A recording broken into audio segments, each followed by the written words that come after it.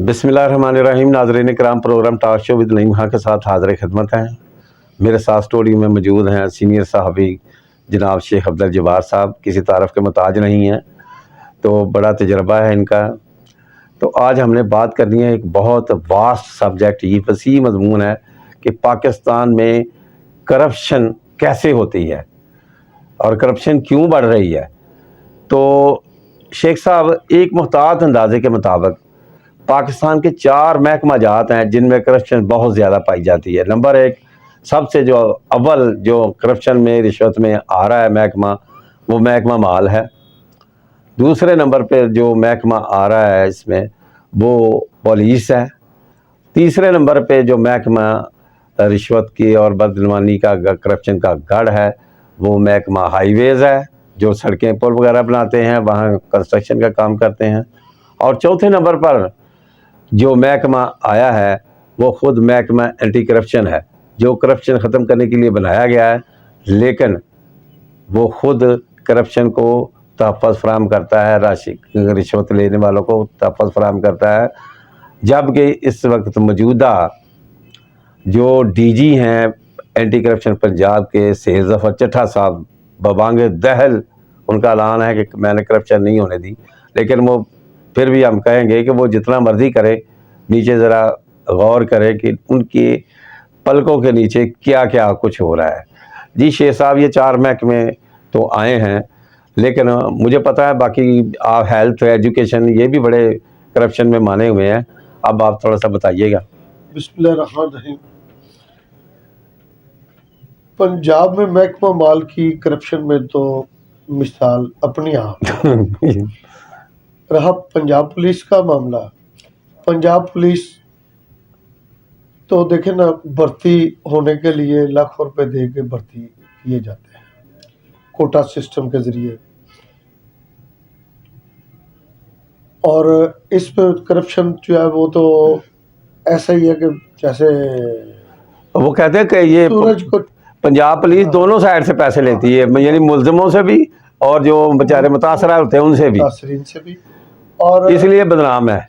और दीगर जो महकमे हाईवेज है, हाईवेज तो ऐसा महकमा है, चाहे मार्शल लॉ का दौर हो, हालांकि मार्शल लॉ का दौर पाकिस्तान में सबसे मुश्किल तरीन चुना जा चुका है। पाकिस्तान में सबसे बड़ी, मैं एक पॉइंट पे आना चाहूँगा। जी जी। पाकिस्तान में सबसे बड़ी शाहरा, कौमी शाहरा, जो कि 1939 में शेर शाह सूरी ने काबुल से बंगाल तक 2500 किलोमीटर की बनाई थी। बरतानिया के दौर में हुकूमत बरतानिया ने हिंदुस्तान में आके इसी रोड को, वैसे तो काम शेर शाह सूरी ने बहुत और किया है, लेकिन सिर्फ एक पॉइंट पे हम डिस्कस कर रहे हैं। इसी रोड को जीटी रोड का नाम दे के उसने इसकी चौड़ाई 330 फुट चौड़ा इसको ना लीगलाइज किया, जो कि हाईवेज के कानून में मौजूद है, महफूज है। इसकी एक तरफ की रनवे 120 और दूसरी तरफ की भी इतनी ही, सेंटर में ग्रीन बेल्ट 10 फुट की, बकाया 80 फुट में से 10 फुट पैदल चलने वालों के लिए रास्ता था, और तकरीबन 30-30 फुट दोनों तरफ सर्विस रोड, यानी 4 रोड के लिए ना ये रोड मैप बनाया गया, जो कि आज नजर नहीं आता। ये बात, ये करप्शन ही है, नहीं आ रहा।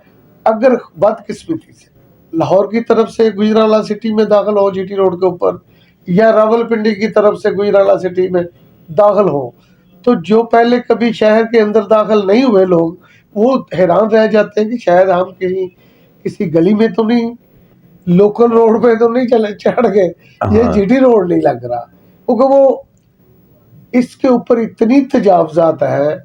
इसके ऊपर गवर्नमेंट का खुद हाईवेज का ऑफिस जी और कई सरकारी अदारे, हालांकि अब तो जीटी रोड के ऊपर یہ ٹریفک پولیس والوں کا بھی CTO آ گیا ہے, CTO آفس آ گیا ان کا. بقایا دکانیں, کمرشل پلازے, مارکیٹیں, یہ تو میلوں کے حساب سے اس کے اوپر کام ہوا ہے. ریاست پاکستان میں سیاسی لوگ ہو یا کہ سرکاری DC صاحب, کمشنر صاحب, یہ تو بندر بانٹ کا سلسلہ جاری رہا ہے. اب تو شاید میرا خیال ہے کہ یہ تقسیم کرنے کے لیے, بندر بانٹنے کے لیے یہاں کوئی ایک مرلہ جگہ بھی نہ بچی ہو. ناظرین میں یہ کہنا چاہتا ہوں کہ اس کا 303 فٹ کا جو حق ہے, اگر وہ پہلے سے موجود ہوتا تو گجرانوالہ یا پورے پاکستان میں اتنے تجاوزات نہ ہوتے. یہ بہت لمحہ فکریہ ہے. اس کے اوپر ہمارے ملک کے سینئر ترین لوگوں کو, قانون نافذ کرنے والوں کو اس معاملے میں صحیح اقدام اٹھانے چاہیے اور فوری اٹھانے چاہیے, کیونکہ آبادی کا تناسب تو دن پہ دن بڑھ رہا ہے. ناظرین اکرام, جناب شیخ افضل جبار صاحب نے بڑا تفصیل کے ساتھ محکمہ ہائی وے کو ننگا کیا ہے, بتایا ہے کہ وہ اپنے فرائض سے بہت دور ہے, اور اتنی کشادہ سڑکیں جب چھوٹی چھوٹی گلیاں بن جائیں تو پھر اللہ یہ حافظہ, یہ کرپشن کے بغیر نہیں ہوتا. اچھا ناظرین کرام, یہ میں بات کر رہا تھا, یہ جو 4 میں نے محکمے گرائے ہیں یہ تو ابھی کوئی نہیں ہے. یہ محکمہ ہیلتھ, محکمہ ایجوکیشن, محکمہ زراعت, یہ بڑے اس میں سب میں ایسے ہی ہیں. لیکن میرا ایک اور سوال ہے, کیا کوئی حکومت اسے روک نہیں سکتی, اس میں کمی نہیں لا سکتی؟ ماشاء اللہ آئے ہیں, پاکستان مسلم لیگ نواز کی حکومت رہی, پیپل پارٹی کی حکومت رہی, اب دیگر جماعتوں کی حکومتیں رہیں, پورے پاکستان میں ہر جگہ کرپشن ایسے ہی عام ہے جیسے کوئی پوچھنے والا نہیں. شیخ صاحب, کسی حکومت نے بھی اسے روکنے کی کوشش نہیں کی. یہ کیا ماجرا ہے کہ یہ سب ایک ہی ہیں؟ یہ دیکھیں نا, یہ تقریباً جتنے بھی لوگ آئے ہیں, کوئی وزراء ہیں, کوئی MNAs, کوئی MPAs, کوئی تجارتی حلقوں کے لوگ با اثر قسم کے, وہ انہوں نے گورنمنٹ کے آنے تک ایک دور میں نے دیکھا ہے کہ یہ گزشتہ 2 دہائیاں پہلے جنرل مشرف کے دور میں آرمی کے ذریعے انہوں نے کچھ جگہوں کا آپریشن کر کے گجرانوالہ کو سروس روڈ دیا ہے, لیکن وہ ناکافی ہے. وہ چند کلومیٹر ہوگا, 2 یا 3 کلومیٹر سے زیادہ نہیں ہو سکتا, کیونکہ وہ کام رک گیا. وہیں بڑے ادھر تو ایسا ہے کہ ہائی ویز کے اوپر کارپوریشن نے قبضہ کر کے وہ دکانیں لیز پہ دے دی ہیں. پاکستان ناظرین کرام کرپشن کی ندی میں بہہ رہا ہے, اور ہر محکمہ اور ہر منسٹر, ہر MNA, MPAs اس نے آپ کے ساتھ چھڑیے پڑیے رکھے ہوئے ہیں جو ان کو ادھر ادھر سے مال اکٹھا کر کے دیتے ہیں. تو میرا خیال ہے کہ جس ملک میں یا جس گھر میں رہنے والے ہی اپنے گھر کے ساتھ یا ملک کے ساتھ مخلص نہ ہوں گے تو کرپشن تو کیا پھر ہر چیز ہوگی. تو یہ بڑا لمحہ فکریہ ہے, شیخ صاحب نے بڑی تفصیل سے بتایا ہے. انہوں نے انکروچمنٹ کو ختم کرنے کی بجائے یہ خود بنائے, جبکہ دنیا میں جتنے بھی قانون نافذ ہوئے ہیں, نافذ العمل ہے, وہ دنیا میں جتنے بھی اخلاقیات کو قائم رکھنے کے لیے قانون اخلاقیات کو قائم رکھنے کے اور لیے یہاں اور لوگوں کی سہولت کے لیے قانون کی اخلاق کی دھجیاں اڑا دی گئی ہیں, کوئی پوچھنے والا نہیں ہے. یہ لمحہ فکریہ ہے, اس پہ ہم تفصیل سے پھر ویلاگ کریں گے.